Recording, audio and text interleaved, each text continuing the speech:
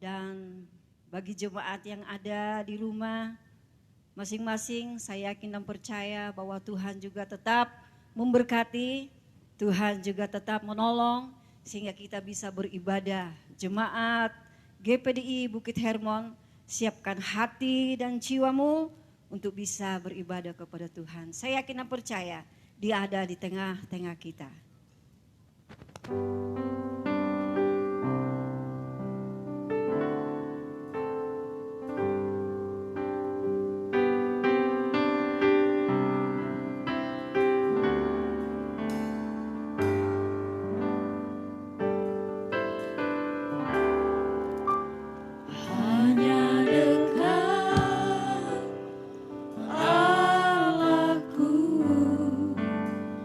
Rasa tenang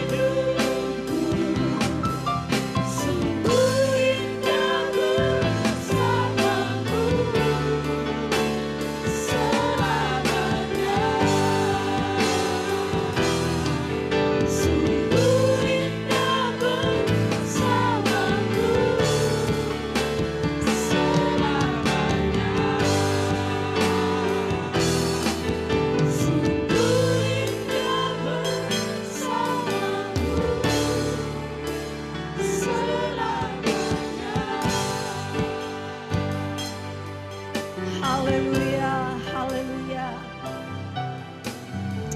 Haleluya, haleluya. Ajaib Tuhan yang kami puji.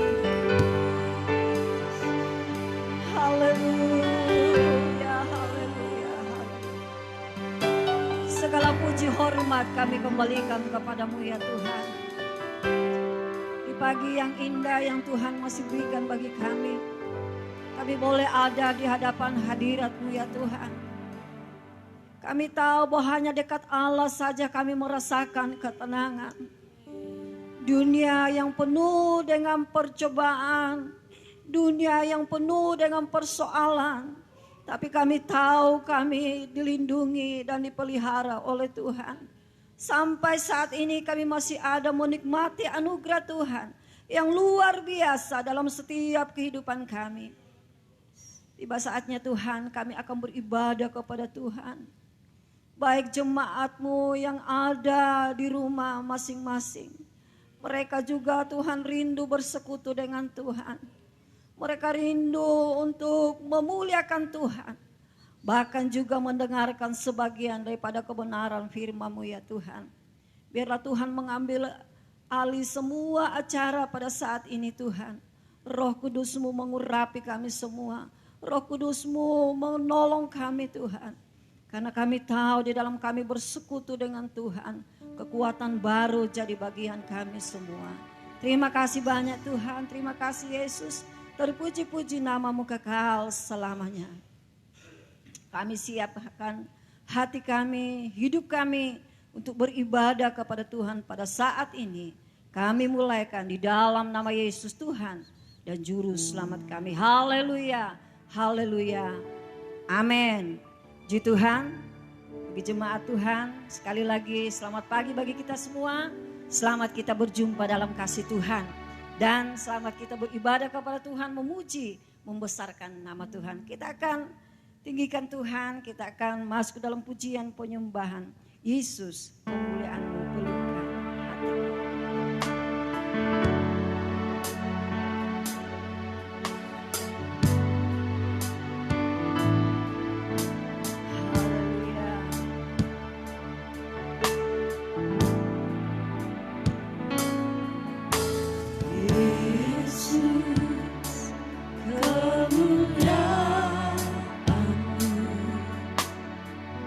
Pulihkan hati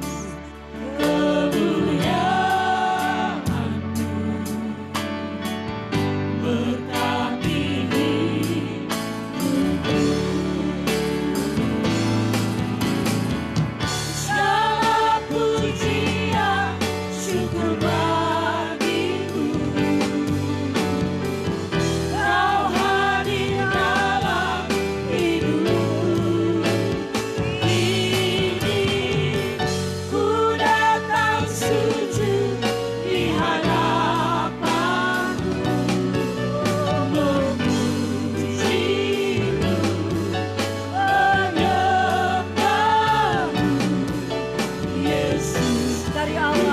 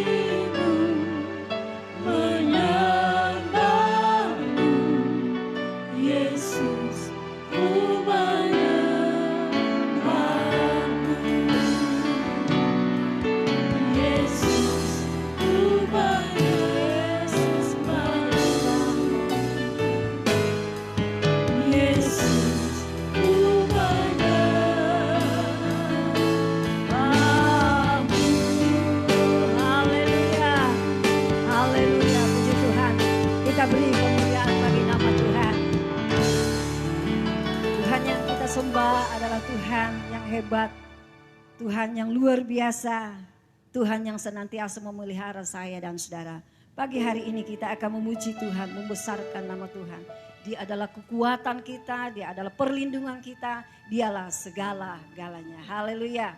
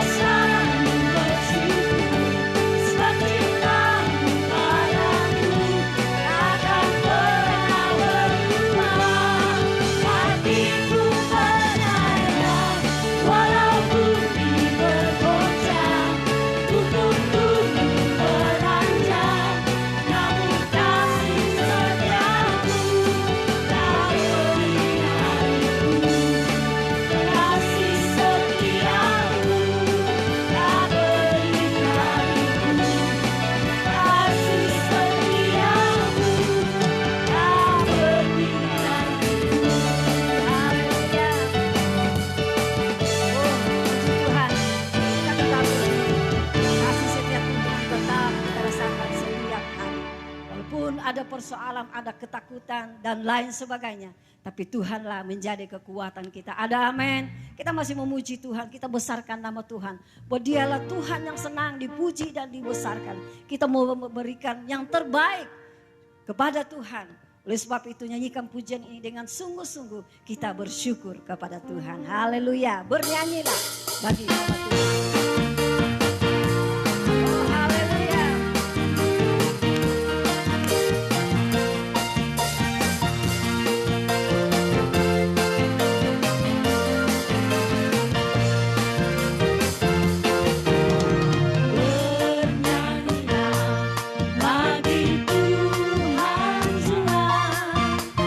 Nyanyikanlah nyanyian syukur baginya.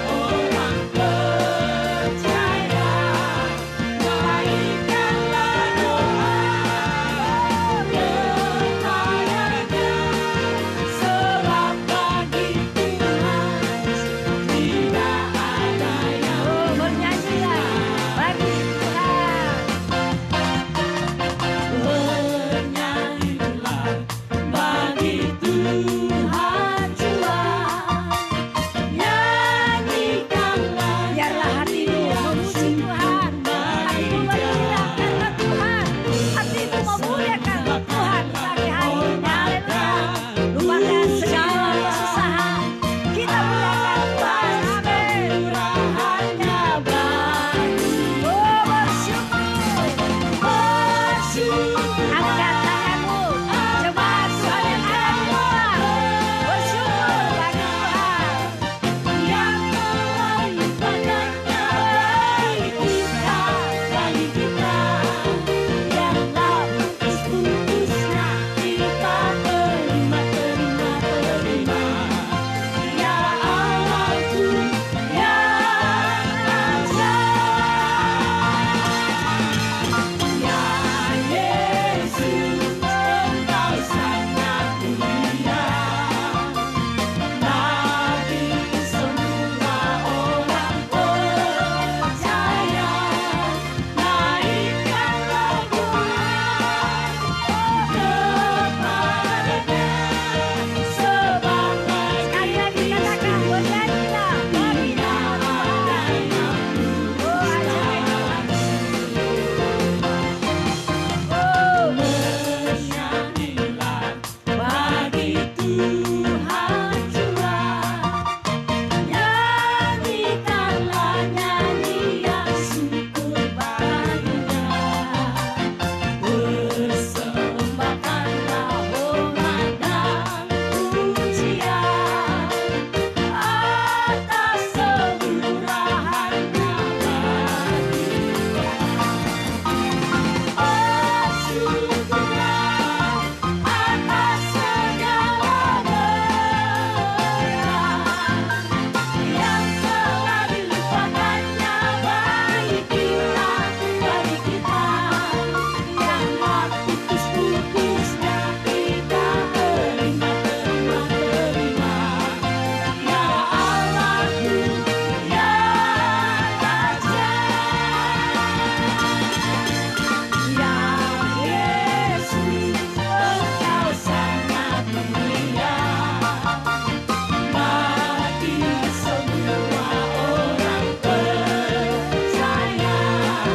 Naikkanlah doa kepada-Nya sebab bagi Kristus tidak ada yang bersyukurlah atas segala berkat yang telah dilimpahkannya bagi kita, yang tak putus-putusnya kita terima. Ya Allahku yang ya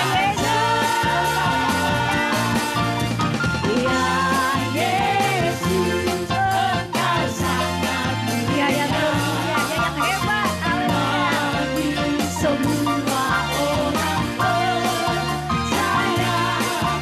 Naikkanlah doa kepada-Nya sebab bagi Kristus tidak ada Bersyukurlah, haleluya.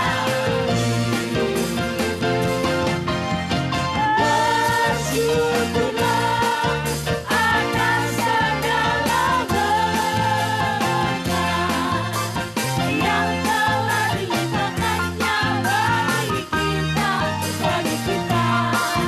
yang tak putus-putusnya kita terima. Ya Allahku yang ajaib, ya Allahku yang Ya ajaib, ya Allahku yang ajaib. Haleluya. Luar biasa saudara, kasih Tuhan. Dia Allah yang ajaib. Dia mati namun bangkit dari antara orang mati. Tiba saatnya kita akan dengarkan firman Tuhan. Kita tetap berdiri. Dan kita mau diisi dengan kebenaran firman Tuhan. Haleluya.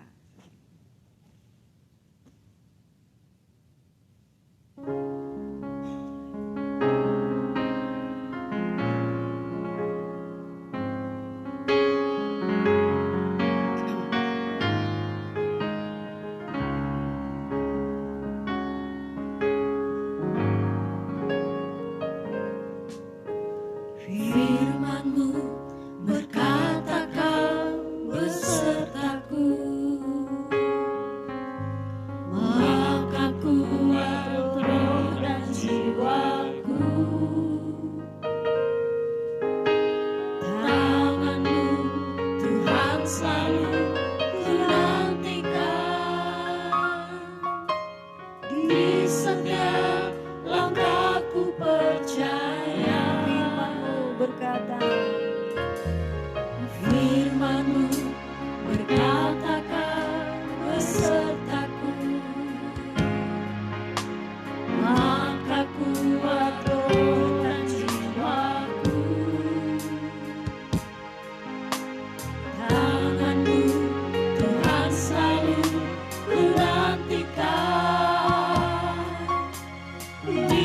yang telah ku percaya dengan sayapku, ku akan terbang tinggi di tengah badai hidup.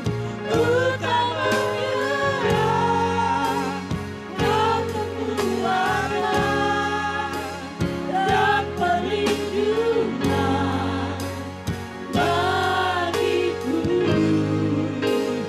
pertolonganku di tempat maha tinggi. Ku mengangkat tanganku, aku berserah, aku nantikan Kau yang ku sembah, Yesusku, Rajaku.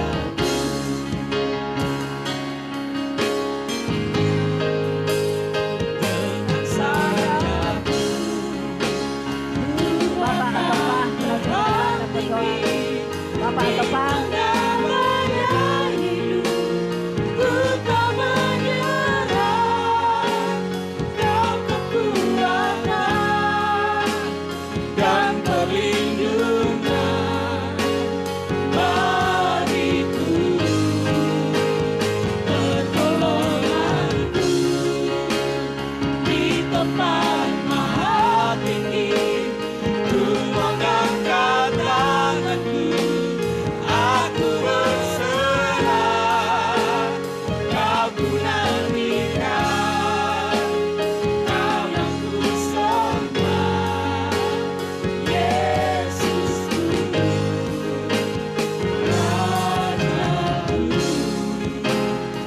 Yesusku, Rajaku, Yesusku, Rajaku. Haleluya, haleluya, haleluya. Benar ya Tuhan, Engkau yang kami nantikan di dalam hidup kami. Kami sadar bahwa tanpa Tuhan kami tidak berarti apa-apa. Itulah sebabnya kami menantikan akan datangnya Tuhan di dalam hati kami. Memberikan kepada kami kekuatan, kemampuan di dalam menapaki hari-hari hidup kami. Terpujilah Engkau Tuhan. Kami telah memuji, memuliakan akan nama Tuhan. Menyembah akan nama Tuhan. Dan kini saatnya kami hendak mendengarkan kebenaran firman. Biarlah Tuhan urapi kami dengan kuat kuasa Roh Kudus-Mu. Mampukan kami untuk mengerti rahasia kebenaran firman-Mu.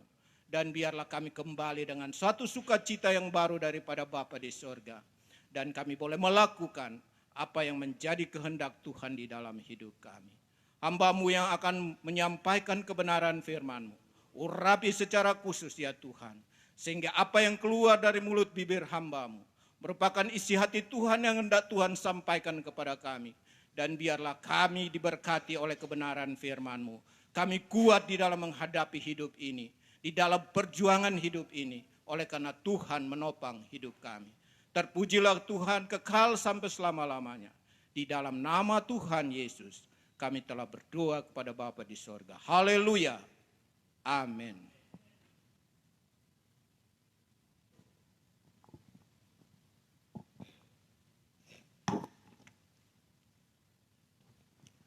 Haleluya. Haleluya. Haleluya. Puji Tuhan saudara sekalian. Salam sejahtera di dalam kasih Tuhan kita Yesus Kristus yang oleh anugerah dan kemurahan Tuhan kita masih hidup sampai hari ini, bernapas, bergerak dan melakukan tugas-tugas ataukah aktivitas kita sebagaimana biasa. Sekalipun kita harus akui bahwa situasi yang kita alami saat ini masih sama seperti hari-hari kemarin, di mana COVID-19 belum pula dinyatakan hengkang dari Indonesia, ya. Dan tentunya ini cukup mengganggu, tapi kita punya iman kepada Tuhan. Lambat atau cepat pasti Tuhan menghalau dan jemaat akan kembali bersama-sama untuk beribadah kepada Tuhan seperti sedia kala, saudara sekalian. Baik saudara-saudara yang ada di rumah yang juga mengikuti ibadah secara live streaming pada pagi hari ini, saya berharap supaya semuanya dalam keadaan sehat walafiat dan terus kuat di dalam Tuhan, kuat pula di dalam iman. Dan untuk itu kita akan mendengarkan firman Tuhan. Yang saya akan ambil satu buah ayat saja dari kitab Injil Lukas. Lukas pasal 18 ayat 1.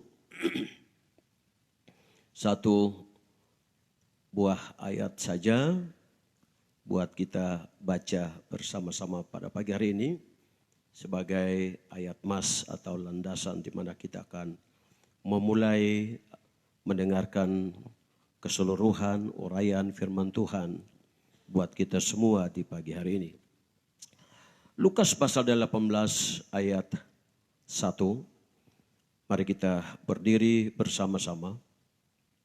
Dan kita akan membacakan ayat ini pula secara bersama-sama. Dalam hitungan yang ketiga kita mulai. 2, 3. Yesus mengatakan suatu perumpamaan kepada mereka untuk menegaskan bahwa mereka harus selalu berdoa dengan tidak jemu-jemu. Puji Tuhan, sekian dan silakan duduk kembali saudara sekalian. Kiranya Tuhan Yesus memberkati kita melalui ayat emas ini. Saya mengulanginya lagi untuk saudara bisa simak sendiri di sana bagian yang saya akan stabilo dalam pembacaan ini.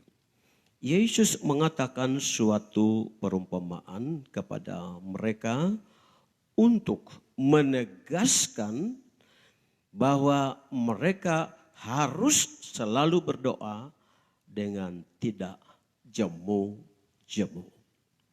Ini adalah perkataan Tuhan Yesus. Bahwa sesungguhnya soal berdoa satu hal yang sangat utama, sangat penting sekali. Kalau kita melihat tekanan Yesus dalam perumpamaan ini adalah sebuah perumpamaan yang dia ingin menegaskan tentang betapa pentingnya, ya, betapa pentingnya sebuah doa. Apa doa itu saudara sekalian? Doa yaitu atau berdoa yaitu berkata-kata dengan Tuhan. Ya, berkata-kata dengan Tuhan di dalam bentuk permohonan. Jadi kita berbicara dengan Tuhan di dalam bentuk permohonan yang penuh khidmat. Penuh khidmat. Apa itu penuh khidmat? Yaitu penuh hormat dan sopan. Ya. Kita berdoa berarti kita berbicara dengan Tuhan. Dan doa itu tidak boleh kepada siapa-siapa, kepada orang-orang atau ke manusia selain harus kepada Tuhan. Sebab kalau kita berdoa dan tidak kepada Tuhan, maka kita mengecilkan Tuhan itu sendiri, kita menganggap bahwa Tuhan itu tidak ada arti. Dengan lain kata, kita meremehkan Tuhan. Jadi kalau berdoa, maka kita harus berdoa dengan kata-kata, dengan ucapan dari dasar hati kita yang penuh hormat kepada Tuhan, dengan tatanan kesopanan-kesopanan yang kita sampaikan dengan sebuah harapan bahwa Tuhan pasti mendengar dan menjawab doa kita.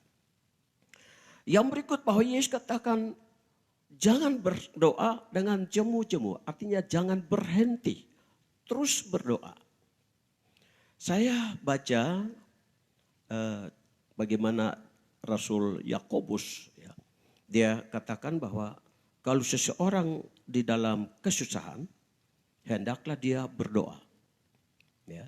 Seseorang yang susah, hendaklah dia berdoa.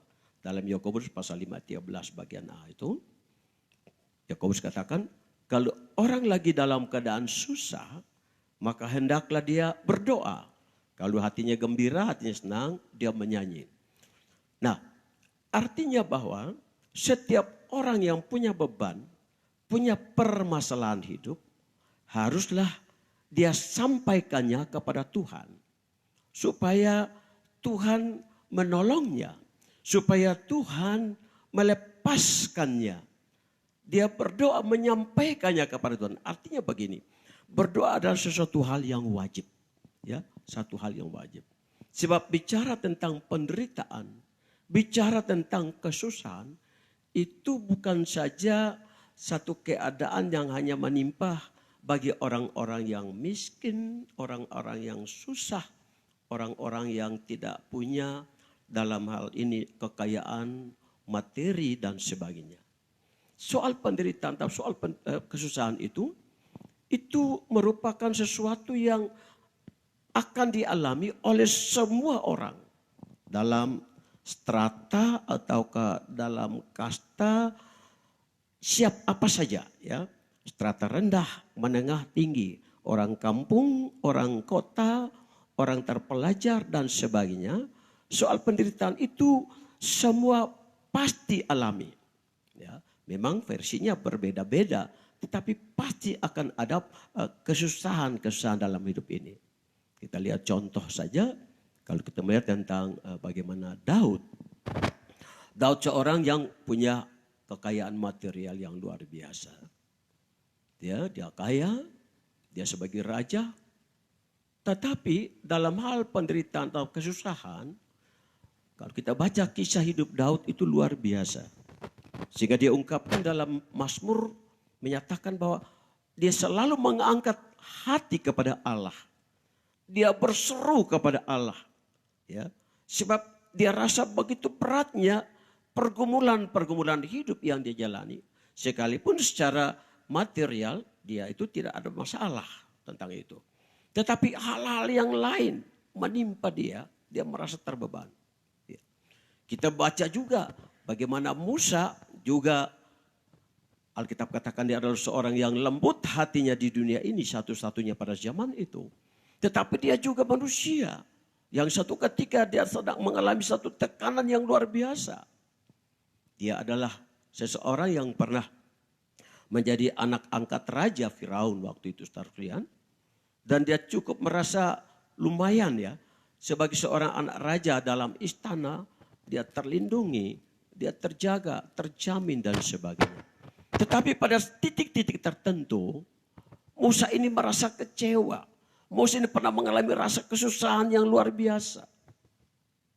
Dalam contoh yang lain, saudara sekalian, saudara baca tentang bagaimana seorang Ayub yang Alkitab katakan bahwa dia adalah manusia yang tersaleh waktu itu. Seorang manusia yang dipandang amat benar di antara semua manusia rata-rata yang hidup pada zaman itu. Dan bukan cuma dia punya kesalehan saja, tapi dia juga kayanya luar biasa. Kekayaannya melimpah ruah. Dia punya anak-anak yang boleh katakan bahagia, ya, nyaman dalam hidup ini. Tetapi setelah lihat bagaimana keadaan daripada kekayaan Ayub ini tidak merupakan suatu jaminan bahwa dia tidak ada masalah.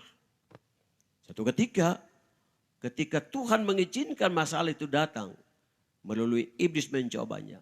Dia begitu stres sampai dia menyumpahi hari ulang tahunnya sendiri. Kenapa ada susu, ada tetek yang menyusui aku? Kenapa ada pangkuan yang memangku aku? Mengapa ada kandungan yang mengandung aku? Mengapa?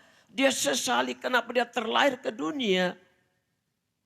Dan pada awalnya dia begitu kaya, tapi kemudian begitu susah yang luar biasa. Tapi pada saat-saat seperti itu, dia hanya berharap dan bersandar kepada Tuhan. Dia hanya berseru kepada Tuhan. Saudara-saudara, saya baca bagaimana kondisi Yeremia. Ya, Yeremia itu adalah seorang nabi yang hidup pada zaman itu. yang tinggal di Yerusalem. Dia tidak turut dibawa oleh Nebukadnezar ke Babel. Dia tinggal di Yerusalem. Dan dia pantau bagaimana orang-orang Israel yang tersisa, orang-orang Yahudi yang tersisa. Mereka dalam penderitaan yang luar biasa. Sehingga Yeremia harus menangis, saudara. Dia adalah nabi yang terkenal sebagai nabi yang suka berdoa. Dalam kitab Nudub Yeremia ataukah ratapan Yeremia, ya, ratapan. Yeremia meratap. Karena kondisi keadaan pada zaman itu sangat mencekam sebab rumah Tuhan telah roboh. Ibadah sudah tidak berjalan. Bangsa Israel makin jauh dari Tuhan, ya. Oleh karena itu maka dia tangisi bangsanya. Dengan dia mengangkat tangan, dia berseru-seru kepada Tuhan. Berarti dia juga manusia seperti saudara dan saya. Yeremia mengangkat tangan menyembah Tuhan. Dia mohon ampun akan dosa daripada segala bangsanya. Bangsa Israel. Artinya dia sedang mengalami tekanan yang hebat, yang luar biasa. Kita lihat contoh yang lain. Di dalam kitab Daniel pasal 6.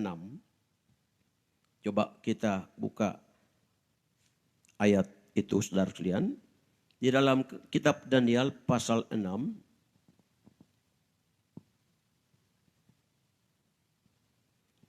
Ayat yang ke-11 dan 12. Demi didengar Daniel bahwa surat perintah itu telah dibuat, pergilah ia ke rumahnya, dalam kamar atasnya ada tingkap-tingkap yang terbuka ke arah Yerusalem. 3 kali sehari ia berlutut berdoa serta memuji Allahnya seperti yang biasa dilakukannya.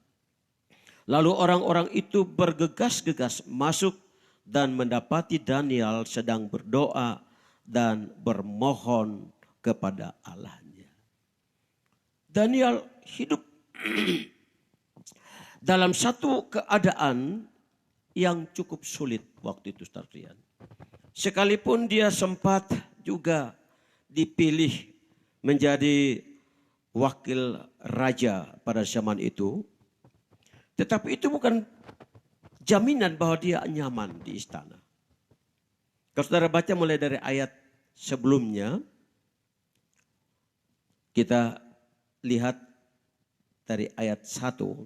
Darius orang Media menerima pemerintahan ketika ia berumur 62 tahun. Lalu berkenanlah Darius mengangkat 120 wakil raja atas kerajaannya. Mereka akan ditempatkan di seluruh kerajaan. Membawahi mereka diangkat pula 3 pejabat tinggi, dan Daniel adalah salah satu dari ketiga orang itu. Kepada merekalah para wakil-wakil raja harus memberi pertanggungjawab supaya raja jangan dirugikan. Maka Daniel ini melebihi para pejabat tinggi dan para wakil raja itu, karena ia mempunyai roh yang luar biasa dan raja bermaksud untuk menempatkannya atas seluruh kerajaannya. Kemudian para pejabat tinggi dan wakil raja itu mencari alasan dakwaan terhadap Daniel dalam hal pemerintahan.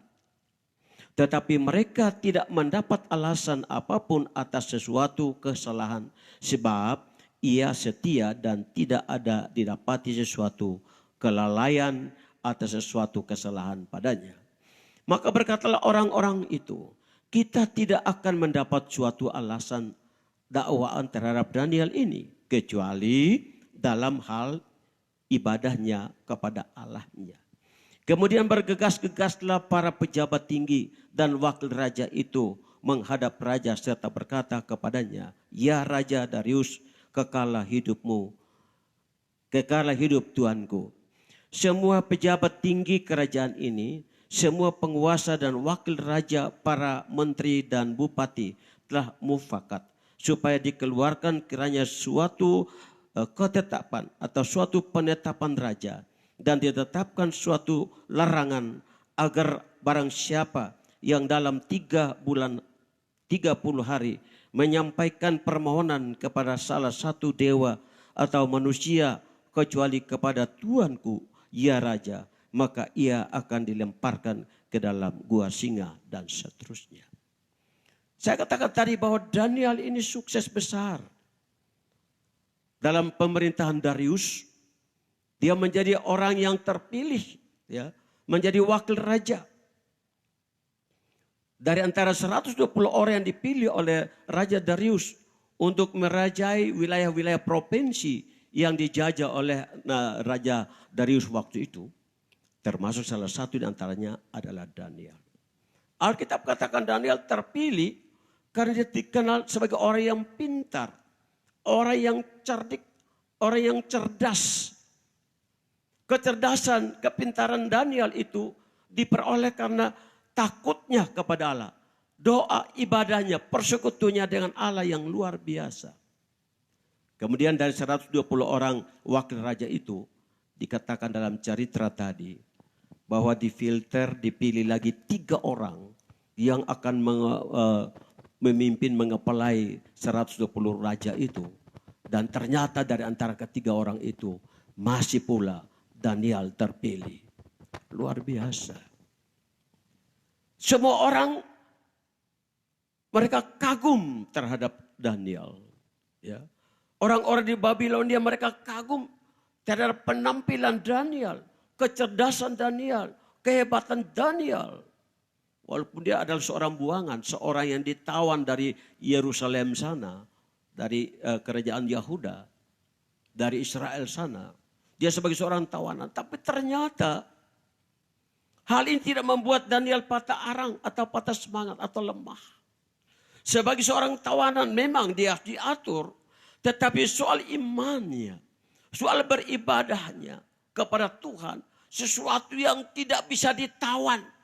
Sesuatu yang tidak bisa dihalang-halangi.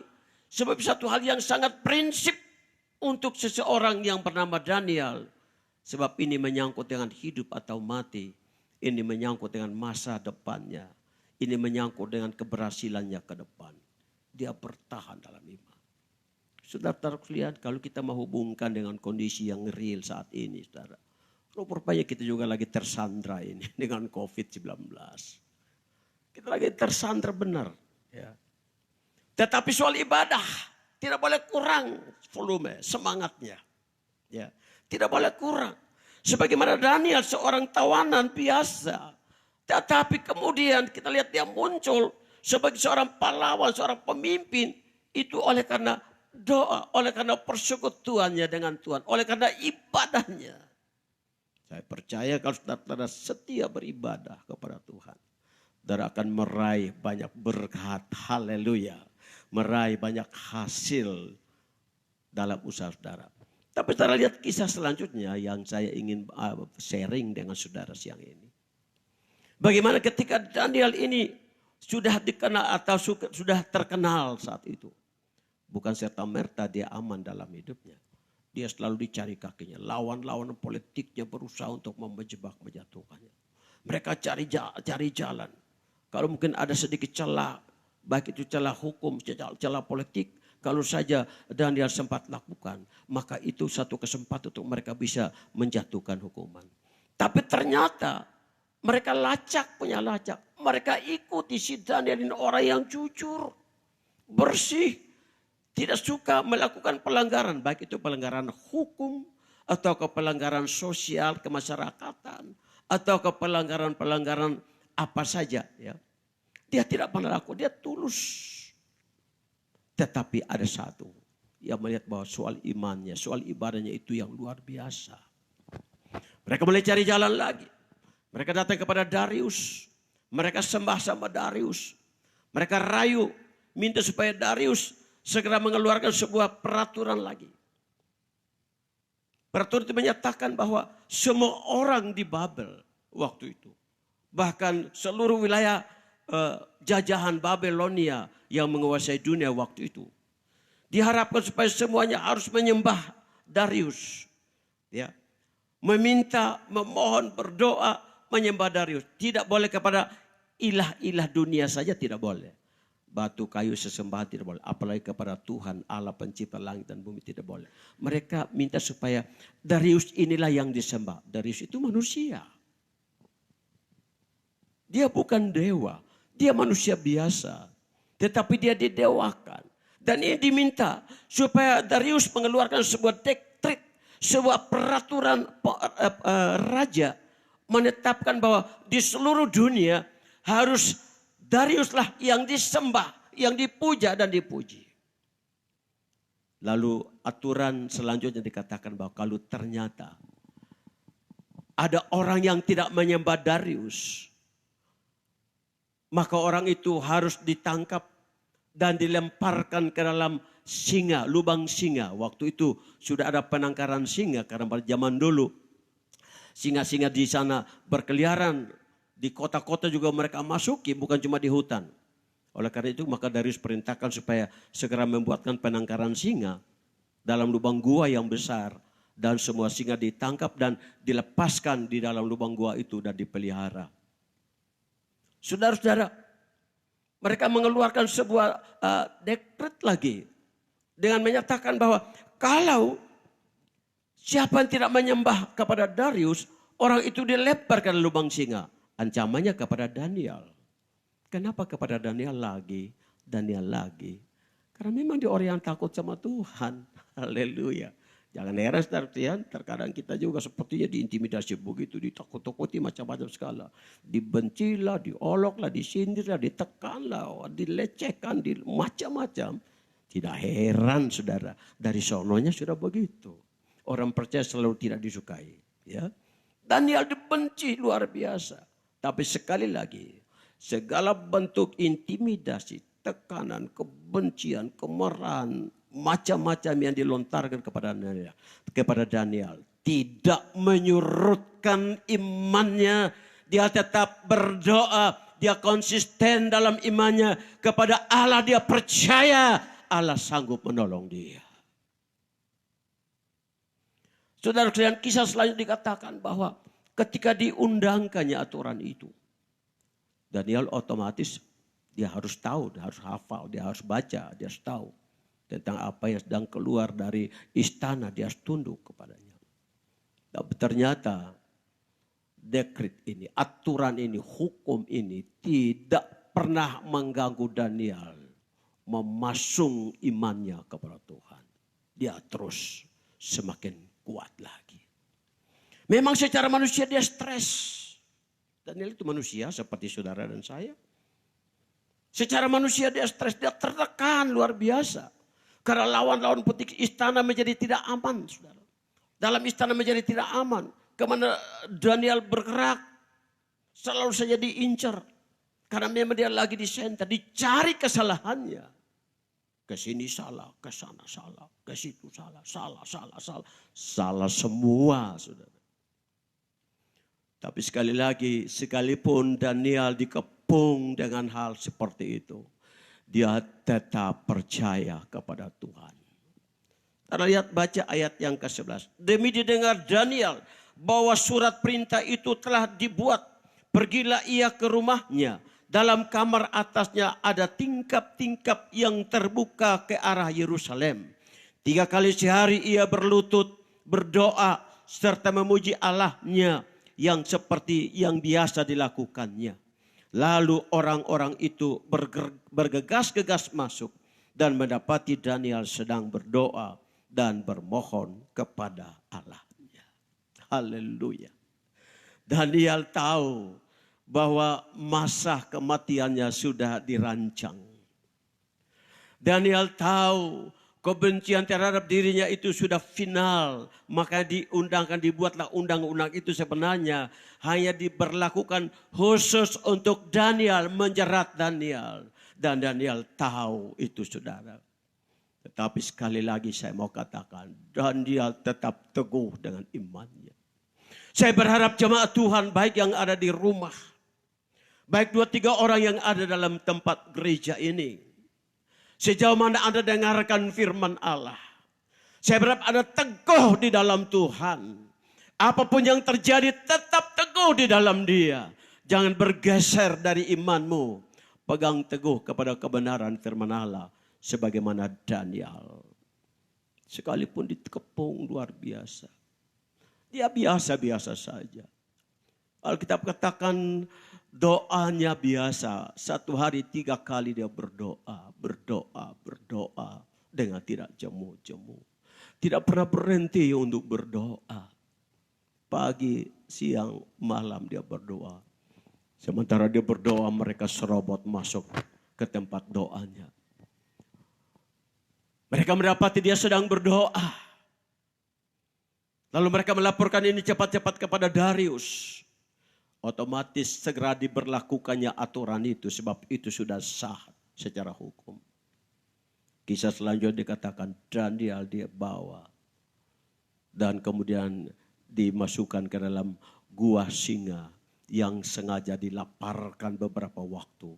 Sengaja dilaparkan, tidak dikasih makan supaya lebih cepat habis. Lebih cepat Daniel habis dilahap mereka. Tapi Alkitab katakan, saudara baca pulang sampai rumah saudara baca terus kisah ini sampai akhirnya. Apa yang terjadi dengan Daniel? Ketika dia dilepaskan dalam lubang singa. Singa tidak menyentuhnya sedikit pun. Dia turun ke dalam lubang singa. Di sekitar itu singa semua. Tapi sama sekali Daniel tidak tersentuh. Tidak sedikit mencoretan koresan kuku singa. Yang menimpa Daniel, saudara. Kenapa? Karena Allah pencipta alam semesta memihak kepada Daniel. Semuanya tunduk, taat kepadanya. Saudara-saudara, Daniel berkenan kepada Tuhan. Kisah selanjutnya dikatakan bahwa ketika besok pagi mereka sengaja semalaman itu. Mereka sudah kurung dia, sudah tutup lubang itu dan singa-singa sudah pada pasti sudah lapar menurut bayangan pikiran mereka. Sudah lapar dan Daniel sudah selesai.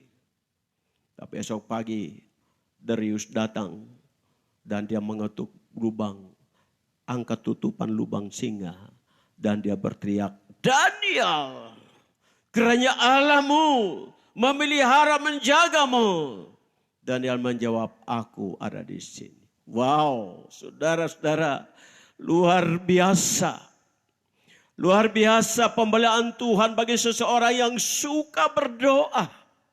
Seseorang yang suka beribadah. Suka bersekutu dengan Tuhan. Situasi yang genting tidak akan bisa meruntuhkan imannya. Dia tetap kuat di dalam Tuhan. Kita sudah terkurung hampir 2 bulan sekarang. Jemaat ada di rumah. Secara ekonomi sudah mulai terasa. Saya dengar kesaksian. Ya, sudah mulai terasa kondisi ekonomi di desa. Pasar-pasar ditutup total. Tersisa cuma pasar impres beberapa jam saja. Mereka biasanya dulu, mereka datang jualan di pasar di desa. 1 tandan pisang jual, lalu beli gula bawa pulang. Jual telur, jual hasil kebun. Tapi dengan adanya pasar di lockdown di desa-desa habis-habisan. Mereka sudah mulai melongo dalam arti bahwa berharap dari mana lagi datang pertolongan. Karena sudah mulai terasa. Saya hamba Tuhan, ya, terasa benar. Kalau mau suruh mereka berteriak, sudah bisa mereka berteriak. Terutama kalangan jamaat yang saya rasa ibah ya kondisi mereka berat. Tapi saya cuma kasih semangat mereka berdoa saja, berdoa saja, berdoa saja. Pendeta tidak punya duit untuk bagi-bagi. Walaupun kami prihatin, dia mau diapain? Tidak punya apa-apa. Cuma itulah spirit yang kami berikan sama mereka. Berdoa, berdoa, berdoa. Sesuatu yang mustahil, yang tidak mungkin. Masa orang lapar disuruh berdoa. Masa orang yang tidak ada uang disuruh berdoa. Terkadang kami pendeta dihakimi juga. Tidak manusiawi lah. Masa tidak sudah tahu orang sudah tidak bantu. Lalu mau bantu apa? Tapi saya semangati mereka. Tetaplah di dalam Tuhan. Badai pasti berlalu. Tetaplah di dalam Tuhan. Badai pasti berlalu. Saudara tahu sekarang gula pasir naik harga tuh. Dari 13.000 sudah mencapai junjung 20, nggak ada salah. Makin susah. Ya. Orang di desa berkata, ya Om, untung masih ada jagung. Ya, masih ada jagungnya, masih bisa dimakan. Cuma itu. Tapi duit tidak ada. Lampu tidak nyala, tidak beli minyak tanah. Susah. Dan kesusahan ini ternyata bukan cuma orang desa, orang kampung. Orang kota sudah mulai mengeluh. Para pengusaha mulai goyang sekarang. Situasi sedang terganggu, saudara. Saya tidak bisa bayangkan kalau ini tidak ada kebijakan yang lain lagi. Lalu memang pasar di lockdown habis-habisan. Selesailah, saudara. Tersisa hanya cuma berdoa saja. Terus berdoa kepada Tuhan. Daniel dalam situasi buruk itu dia terus berdoa. Dia memohon kepada Tuhan. Entah dengan cara apa Tuhan buat, terserahlah kepada Tuhan. Tetapi Daniel punya tugas hanya berdoa kepada Tuhan. Sesuatu yang mustahil. Dari tempat ini saya himbau kepada jemaat yang ada di rumah. Mungkin ada yang berpikir keras bagaimana keluar dari kelaparan hari ini. Siang mau makan apa? Malam makan apa lagi? Besok makan siapa? Susah. Tapi jangan kendorkan semangatmu untuk berdoa kepada Tuhan. Teruslah bertahan dalam ibadah. Kami di pastori juga ya berdoa saja. So ini dia gembalamu. Dengan istri, anak, cucu. Kami berdoa. Malam jam 9 duduk silang kaki. Ya. Ngalur-ngilur dengan Tuhan lah. Mau ngomong sama siapa lagi. Malu sampaikan kepada tetangga. Malu mau bilang ke jemaat. Malu. Tapi kepada Tuhan kami tidak malu. Kami berdoa kepada Tuhan. Dari pikir pendeta tidak stres. Ya manusia 100%. Bukan malaikat. Berpikir bagaimana gereja kosong. Tidak ada ibadah. Membayangkan bagaimana jemaat di rumah yang lagi sudah goyang sekarang. Banyak hal yang ada di otak dan pikiran saya. Saya bilang sama ibu. Saya bilang sama anak-anak. Saya ini kepala keluarga. Saya ini gembala sidang. Cara berpikirnya saya itu beda dengan semua dalam rumah ini. Cara bertindaknya saya mengambil keputusan itu beda. Cara berpikir saya dengan jemaat itu beda. Karena saya harus bertanggung jawab kepada Tuhan sebagai gembala sidang. Tidak bisa menikmati sendiri di rumah. Mungkin ada makanan yang enak, ada. Puji Tuhan jemaat yang bagi. Kirim berkat kami makan minum. Dan di sini saya menemukan sesungguhnya kalau kita dekat dengan Tuhan, Tuhan selalu buka jalan dengan berbagai macam cara, saudara. Kemarin seseorang telepon sama saya, Om, tolong dong Om. Saya bilang kenapa? Kirim rekeningnya Om. Ya puji Tuhan lah. Tapi itu sudah minggu yang lalu, Kak, saya tidak kirim-kirim. Benar. Dari minggu yang lalu, saya omong ibu, tapi ibu sepi aja. Tidak terlalu respon, bergerak, agresif. Ini kita butuh. Tidak.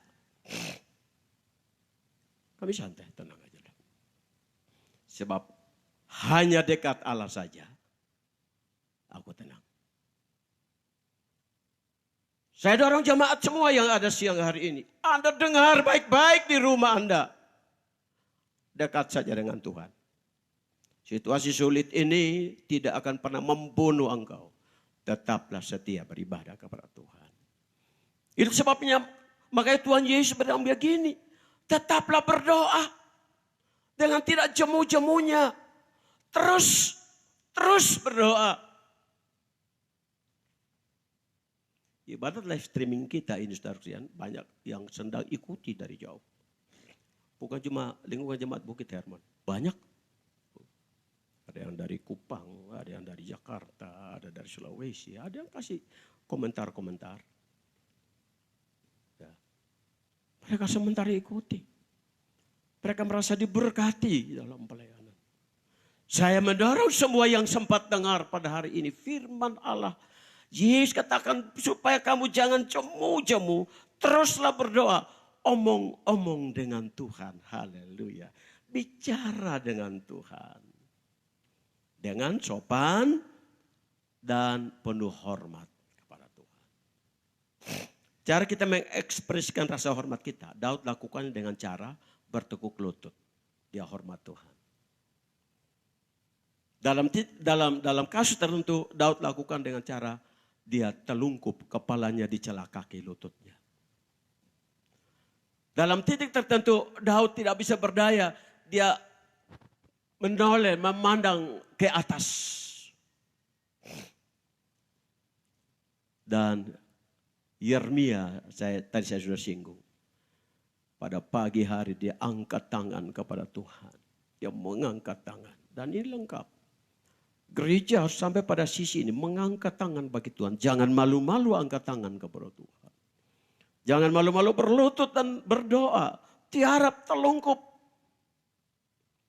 Saudara tahu si Yunus itu dalam perut ikan. Apa dia berlutut atau bagaimana telungkup? Saya juga tidak tahu. Tapi yang pasti bahwa dia ditelan ikan paus. Dia berada di tengah-tengah genangan cairan mangsa-mangsa yang sudah membusuk dalam perut ikan paus. Begitu sangat-sangat jijik, saudara. Tapi Alkitab katakan di dalam perut ikan paus. Dia berdoa kepada Tuhan. Haleluya. Doanya 3 hari kemudian Tuhan jawab. Dimuntahkan keluar dari dalam perut ikan paus. Kita tunggu saja. Memang mujizat itu kita tidak bisa prediksi kapan jadinya. Hari apa. Tetapi yang pasti bahwa dia pasti terjadi. Saya berdoa, saya kemarin ada jalan-jalan kunjungan ke desa, ketemu hamba Tuhan. Kami bercerita. Saya bilang dia, kamu percaya tidak? Setelah selesai dengan masalah ini, prosesi yang berat ini, gereja akan mulai tampil luar biasa. Akan terjadi pemulihan yang hebat. Saya sudah bilang dia. Akan terjadi pemulihan yang hebat. Dan ketika terjadi pemulihan yang hebat ini, jemaat mulai tiarap dan berseru kepada Tuhan dengan suara yang nyaring. Saya tetap berdoa untuk itu. Saya bilang, Tuhan sementara ini kami mati suri dalam ibadah. Kursi disusun. Gereja yang dibersihkan. Dipel, disapu, dibersihkan. Bersih saja. Terkadang saya tutup pintu, saya masuk ke sini berdiri di mimbar ini. Ya. Saya cuma lihat ke bawah, hitung ini keramik berapa banyak. Hitung. Lihat kursi kosong. Terkadang cuma saya duduk di situ, tidak tahu mau omong apa dengan Tuhan. Cuma diam, bengong. Masuk ke dalam pastori, cari air minum air hangat, baca lagi, baca lagi, baca lagi. Seperti dalam tawanan. Dalam sel. Tapi saya tetap berdoa. Saya bilang, Tuhan, ini aku Tuhan. Ini hambamu. Haleluya. Kiranya saudara tetap kuat dalam Tuhan dalam hal berdoa. Ya. Tetap berdoa terus. Beribadah terus. Jangan sampai saudara lengah. Ya. Ibadah atau berdoa itu penting sekali. Saya katakan tadi orang kaya saja harus berdoa. Apalagi orang yang miskin. Betapa sombongnya kalau orang sudah miskin materi, sudah susah tapi tidak beribadat lagi. Sudah susah tapi sombong. Kesombongan di sini adalah tidak tahu beribadah, bersyukur dengan Tuhan. Sudah susah hidup, sombong lagi. Ya. Makan sudah susah, minum sudah susah, banting tulang tidak dapat apa-apa. Tidak mau berdoa, tidak mau beribadah. Itu sombong. Saya mau katakan, sampaikan bagi saudara semua. Kesombongan itu bukan karena soal materi, bukan. Tapi kesombongan itu soal batin. Soal hati. Ada orang kaya yang kaya luar biasa. Tapi saudara tahu, orang kaya tuh sebenarnya mereka tuh bukan orang sombong. Tidak. Orang peduli sebenarnya. Orang kaya tuh orang peduli. Apalagi kaya di dalam Tuhan. Mereka suka berbuat. Tapi sudah ada yang kaya tapi tidak gereja. Nah ini yang sombong. Sudah kaya raya tapi tidak beribadat. Ini yang sombong. Apalagi miskin. Sudah miskin setengah mati tidak mau ibadat. Sombong. Jadi doa itu wajib hukumnya bagi semua orang di bawah kolong langit ini. Bagi setiap kita. Doa adalah wajib. Bukan cuma pendeta aja yang berdoa. Jemaat berdoa. Kaya berdoa, miskin berdoa. Musa berdoa. Daud berdoa. Yesus berdoa. Saudara siapa? Kok sombong? Saya tantang bagi saudara-saudara yang ada di luar sana sekarang. Dengarkan baik-baik firman Allah. Kalau Anda sudah susah hidup. Tapi kalau Anda tidak beribadah. Kalau Anda tidak berdoa. Anda semakin tertekan, terpuruk. Makin susah. Belajar dari Daniel. Dia walaupun ancaman nyawa baginya. Sudah diperdengarkan. Dia sudah dengar bahwa pasti mati. Lubang singa sudah disiapkan. Karena itu sudah diundangkan dan dia sudah baca itu undang-undang. Tapi bukan itu membuat dia mundur dari iman. Dia tetap setia kepada Tuhan. Kiranya saudara pada pagi hari ini marilah kita setia dalam Tuhan. Ya, Paulus mengutip firman Allah, mengutip apa yang dikatakan oleh Yesus itu. Dalam surat 1 Timotius 5, saudara itu ayat masa harus dibaca, dihafal siang malam di rumah. Ayat 16, 17, 18. Bersukacitalah senantiasa, berdoa dan mengucap syukur. Jadi bersukacita, hati yang penuh dengan sukacita itu yang bisa berdoa. Ya, kalau hatimu lagi galau, hatimu lagi pedih, hatimu lagi benci, marah, doanya tidak jalan.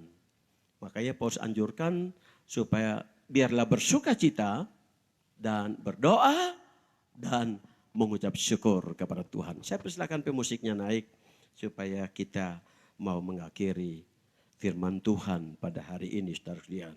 Tetaplah bersyukur kepada Tuhan dalam segala hal. Susah, senang, tetaplah bersyukur kepada Tuhan. Geraknya sedikit cepat supaya kita angkat sebuah nyanyian. Ajarku Tuhan berterima kasih. Ajarku bersyukur kepadamu. Keberadaanku adalah berkat dari Tuhan. Ajarku Tuhan berterima kasih. Ajarku bersyukur kepadamu. Haleluya. Keberadaanku semua berkat Tuhan. Ajarku Tuhan berterima kasih.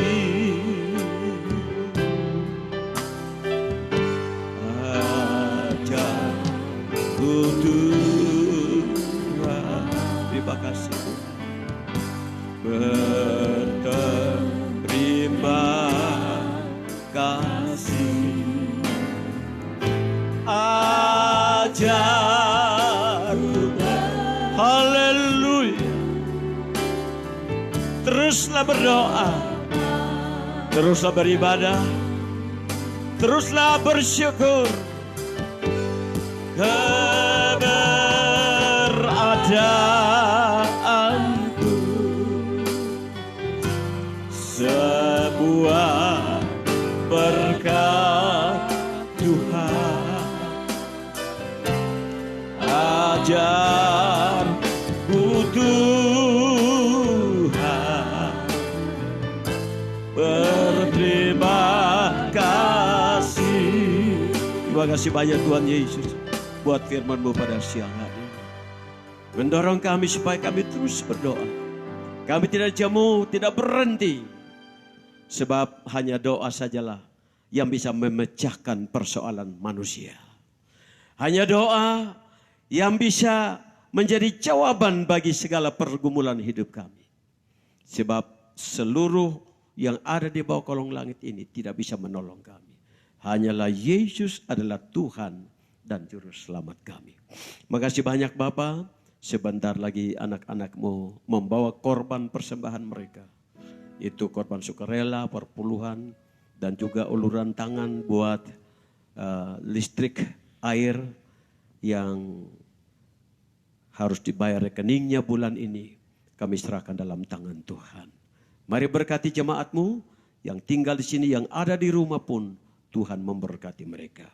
Ampuni dosa kami, salah kami, hanya dalam nama Yesus Tuhan dan Juru Selamat kami berdoa. Haleluya, haleluya, amin. Silakan duduk kembali.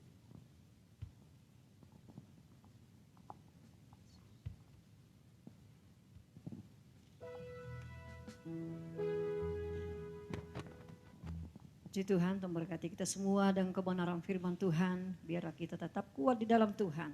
Tetap berdoa, beribadah kepada Tuhan. Baik, kita akan membawa persembahan kita sambil kita nyanyikan pujian ini.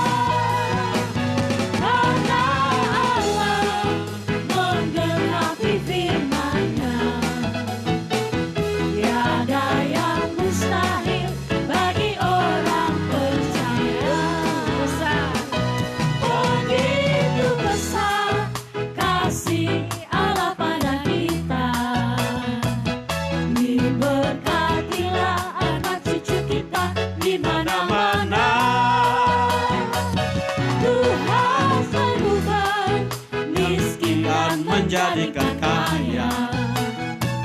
Mari kita berdiri bersama-sama dan meninggikan Tuhan. Berbahagialah orang-orang yang percaya. Amin. Anak cucunya pasti tidak akan berminta-minta. Karena Allah menggenapi firman-Nya. Tiada yang mustahil bagi orang percaya. Haleluya. Tiada yang mustahil bagi orang percaya. Tiada yang mustahil bagi orang percaya. Haleluya. Kita berdoa, Tuhan Yesus, terima kasih banyak Bapa, bahwa Engkau siap mengadakan semuanya bagi kami. Asal kami tetap di dalam iman, tetap dalam bersekutu dengan Tuhan, tetap di dalam doa-doa kami. Pagi, sore, siang, dan malam kami berhubungan dengan Tuhan. Makasih berkati jemaat yang hadir di tempat ini, beberapa orang di sini, dan berkati jemaat yang tinggal di rumah. Tuhan tilik mereka dalam situasi seperti apapun, hamba-Mu tidak tahu. Tapi hamba percaya ada Tuhan di sana. Tuhannya Daniel adalah Tuhan kami juga. Haleluya. Terima kasih banyak Bapa. Terpujilah nama-Mu kekal buat selama-lamanya. Aku berdoa sekali lagi menghalau COVID-19 ini. segera keluar dari daerah ini. Dalam nama Yesus kami halau engkau keluar, sebab engkau tidak punya tempat di sini. Kami adalah orang-orang yang telah ditebus, dibeli dengan harga yang mahal, yaitu darah Yesus. Dan kami disteril oleh darah Yesus. Haleluya. Terima kasih banyak Tuhan. Ampuni dosa kami, dengarlah doa dan permohonan kami pada saat pagi hari ini. Kami dapat mengakhiri seluruh rangkaian ibadat kami ini. Dalam nama Tuhan Yesus Kristus adalah Tuhan dan Juru Selamat kami. Tadahkan tangan imanmu dan terimalah berkat dari Tuhan. Pada akhirnya saudara sekalian, marilah kita semua pulang ke rumah dengan membawa berkat dan damai sejahtera dari Allah yang Bapa. Cinta dan kasih sayangnya dalam Yesus Kristus Sang Putra. Dan persekutuan, penghiburan daripada Roh Kudus akan tinggal menyertai kita sekalian. Mulai saat siang hari ini sampai hari Maranatha, Yesus datang kembali pada kali yang kedua. Di dalam nama Tuhan Yesus Kristus, Bapa terima kasih.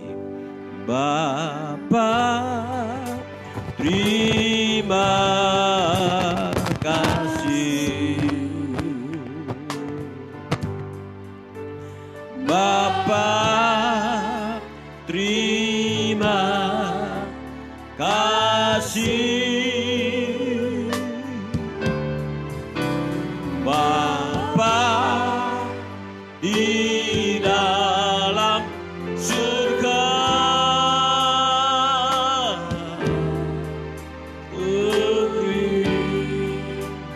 terima kasih. Amin. Selamat siang, selamat berpisah, sampai jumpa kembali pada waktu yang akan datang. Tuhan memberkati kita semua. Haleluya.